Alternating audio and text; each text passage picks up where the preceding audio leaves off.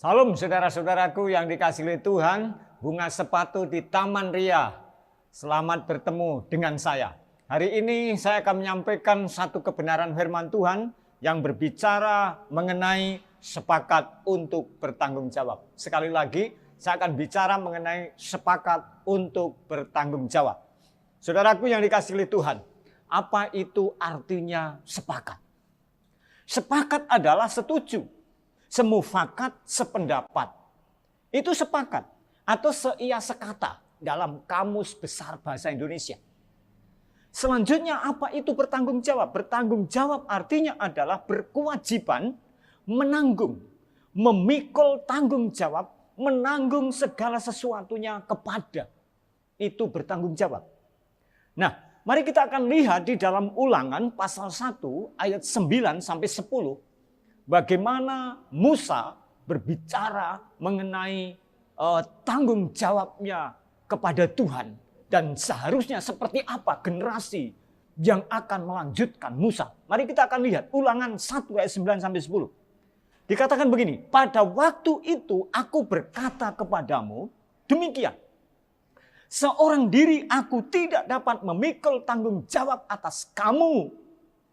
Tuhan Allahmu telah membuat kamu banyak dan sesungguhnya sekarang kamu sudah seperti bintang-bintang di langit banyaknya.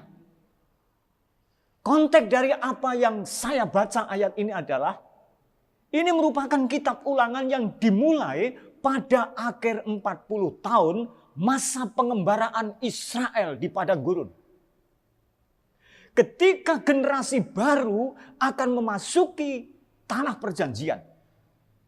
Generasi tua atau generasi yang sudah lapuk, sudah meninggal. Dan kemudian mereka meninggal di padang gurun kecuali ada dua, namanya Kaleb dan Yosua. Selanjutnya generasi baru ini perlu belajar untuk mengembangkan sebuah hubungan yang benar dengan Allah. Itu menjadi penting. Ada 3 ucapan Musa. Disampaikan oleh Musa sebelum dia mati, saudara. Pertama, Musa melakukan penunjukan kepada Yosua sebagai penggantinya. Itu pertama. Yang kedua, mengingat kembali kejadian-kejadian untuk hidup di dalam iman ketaatan di masa mendatang. Maka disebut sebagai apa? Ulangan. Yang ketiga adalah peraturan moral dan hukum dikembangkan. Supaya itu diikuti oleh semua umat Israel di dalam kehidupan mereka sehari-hari.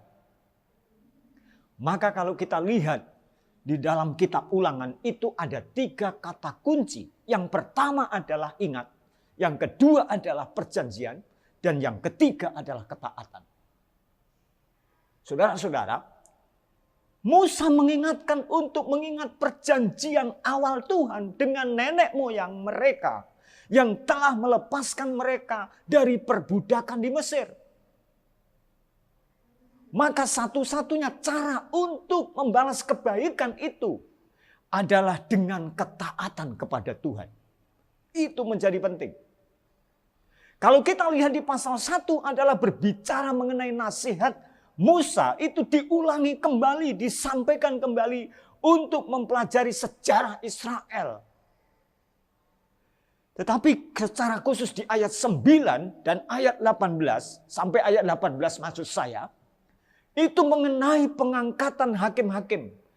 Karena tidak mungkin Musa itu mampu berjuang sendiri tanpa kerjasama, tanpa bergotong royong di dalam mengemban visi dan misinya Tuhan. Maka dari perikop yang kita baca ini saudaraku, kita akan belajar bagaimana mewujudkan sepakat untuk bertanggung jawab itu menjadi penting. Yang pertama, kalau kita lihat dalam Ulangan pasal 1 ayat 9 sampai 12 adalah memahami kemampuannya. Pertama apa? Memahami kemampuannya. Saya harus memahami kemampuan saya. Bapak, Ibu, dan Saudara harus memahami kemampuan Bapak, Ibu. Kita lihat ayat 9 sampai dengan ayat yang ke-12. Di Ulangan 1 ayat 9 sampai 12. Di situ katakan begini. Pada masa itu aku berkata kepadamu demikian. Seorang dari aku tidak dapat memikul tanggung jawab atas kamu. Saya ulangi. Pada waktu itu aku berkata kepadamu demikian. Seorang diri aku tidak dapat memikul tanggung jawab atas kamu. Berikutnya Tuhan Allahmu telah membuat kamu banyak dan sesungguhnya sekarang kamu sudah seperti bintang-bintang di langit banyaknya. Ayat 11. Tuhan Allah nenek moyangmu kiranya menambahi kamu 1000 kali lagi dari jumlahmu sekarang. Dan memberkati kamu seperti yang dijanjikannya kepadamu. Dan ayat 12 dikatakan.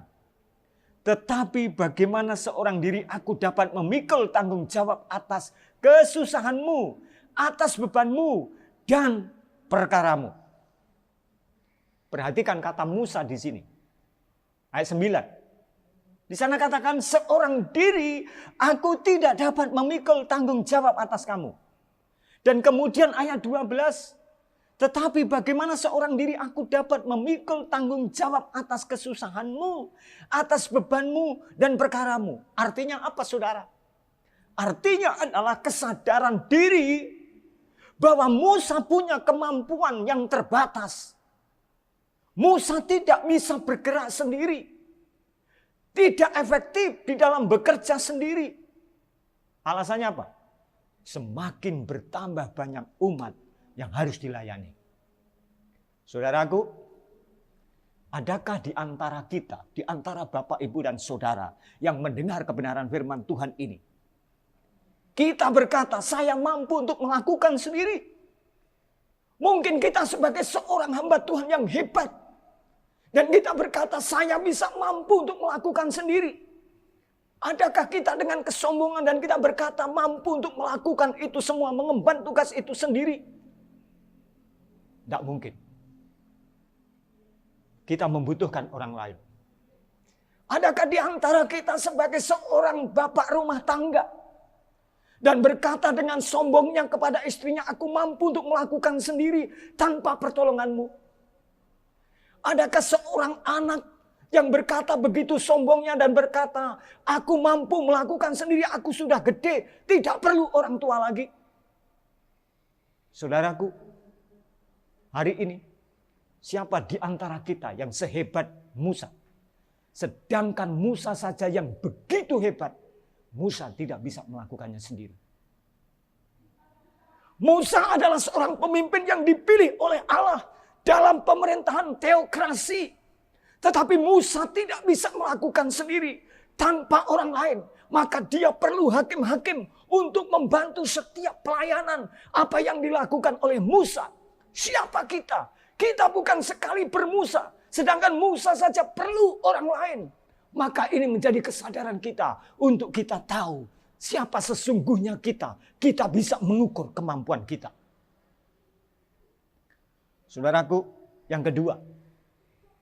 Sepakat untuk bertanggung jawab yang kedua. Kita lihat Ulangan pasal 1 ayat 13 sampai 15. Kita harus memahami nilai-nilai diri kita. Bukan hanya kemampuan kita, tapi kita perlu untuk memahami nilai-nilai diri kita. Lihat ayat 13. Kemukakanlah dari suku-sukumu orang-orang yang bijaksana, berakal budi, dan berpengalaman. Maka aku akan mengangkat mereka menjadi kepala atas kamu. Lalu kamu menjawab aku, memang baik apa yang kau anjurkan untuk dilakukan itu.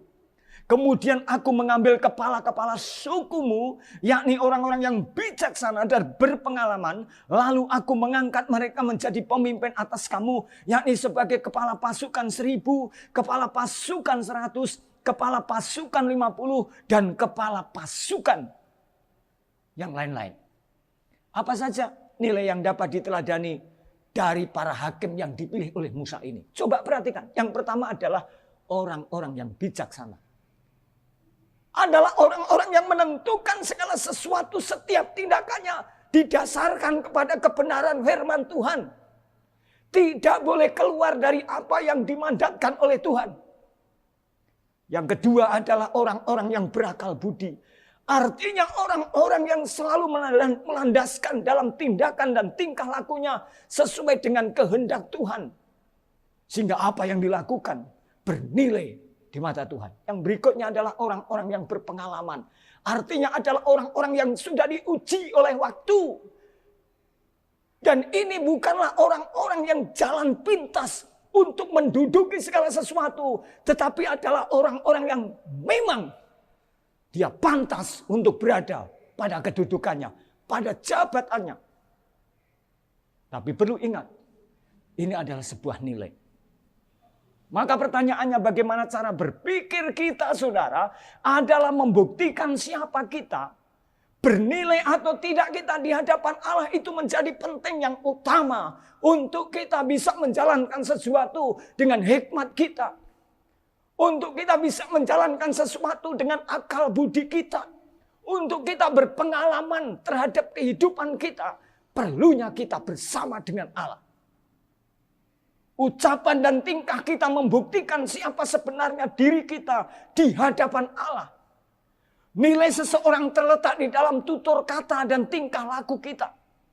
Ketika ucapan dan tindakan berbeda, kita sedang menurunkan nilai kita yang sesungguhnya. Siapa kita di hadapan manusia, bahkan di hadapan Tuhan, saudara.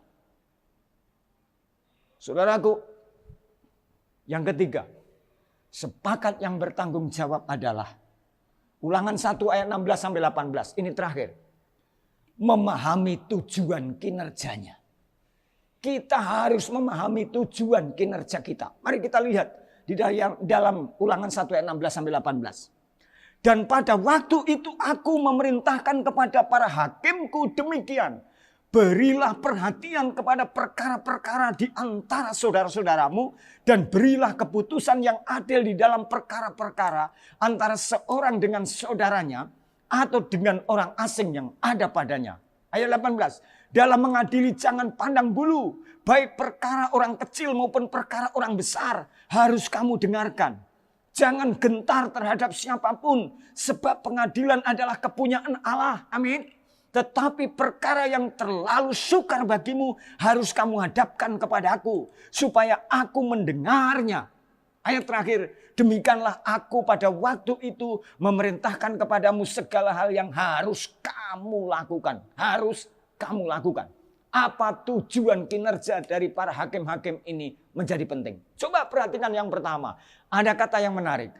Berilah perhatian kepada perkara-perkara di antara saudara-saudaramu. Perhatian adalah unsur sensitif kita terhadap keadaan. Itu perhatian. Yang berikutnya adalah berilah keputusan yang adil. Di dalam perkara-perkara antara seorang dengan saudaranya atau dengan yang orang asing yang ada padanya. Tidak membeda-bedakan golongan apa, pangkatnya apa, derajatnya apa. Yang ketiga, dalam mengadili jangan pandang bulu. Baik perkara orang kecil maupun perkara orang besar harus kamu dengarkan. Jangan gentar terhadap siapapun sebab pengadilan adalah kepunyaan Allah. Sesungguhnya kalau kita tidak berbuat secara adil terhadap siapapun golongan apapun. Kita sedang melakukan pelanggaran di hadapan Allah. Karena ada pengadilan Allah yang begitu besar dan kemudian itulah penghakiman terakhir yang menakutkan buat kita. Tetapi perkara yang terlalu sukar bagimu dikatakan harus kamu hadapkan kepada aku. Bukan berarti Musa lepas tanggung jawab. Bukan berarti pemimpin lepas tanggung jawab. Bukan berarti seorang leader kemudian dia lepas daripada apa yang seharusnya dia lakukan. Tetapi di sini dia tahu di mana dia harus berpihak. Di mana dia harus bekerja. Di mana dia harus melakukan tanggung jawabnya pada porsinya. Satu sisi memberikan pengajaran, pendelegasian kepada orang-orang yang berada dalam kinerja yang sama. Tetapi sisi yang lain kita lihat di sini. Betapa sungguh luar biasa. Bahwa Musa kemudian menyiapkan generasi yang luar biasa. Saudaraku, kita dipilih Tuhan untuk berorganisasi dalam lembaga yang Tuhan berikan kepada kita, yaitu Badan Pengurus Daerah Yogyakarta. BPD ini punya visi dan misi. Hanya akan menjadi sebuah mimpi kalau kita tanpa reaksi. Dengar ini, BPD kita punya visi dan misi. Tetapi saudaraku, hanya akan menjadi sebuah mimpi tanpa reaksi. Untuk bersaksi dan berfungsi dibutuhkan para pengabdi yang penuh dengan dedikasi.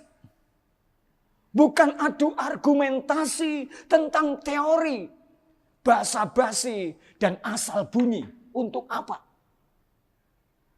Tetapi orang-orang yang sudah tahan uji, mampu melihat perkara, masalah yang dihadapi, mencari hikmat kepada Tuhan untuk memutuskan dengan hati dan solusi-solusi untuk mewujudkan kasih ilahi dengan berbagi tanpa iri dan dengki satu dengan yang lain. Itulah cara mewujudkan sepakat yang bertanggung jawab. Jadi kesimpulannya, orang yang sepakat untuk bertanggung jawab harus memiliki komitmen memahami kemampuannya, memahami nilai-nilai dirinya, dan yang ketiga memahami tujuan kinerjanya.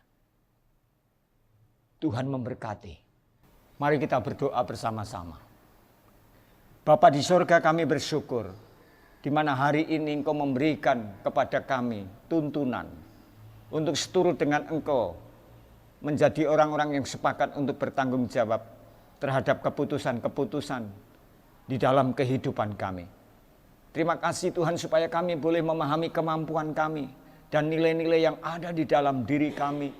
Sehingga kami ya Tuhan menjadi orang-orang yang sungguh berarti untuk kami menjadi pewarta-pewarta, menjadi pemimpin-pemimpin, menjadi umat Tuhan yang sungguh bertanggung jawab. Terima kasih Tuhan atas renungan hari ini. Kiranya ini boleh menguatkan kami. Di dalam nama Tuhan Yesus Kristus kami berdoa dan mengucap syukur. Haleluya. Amin.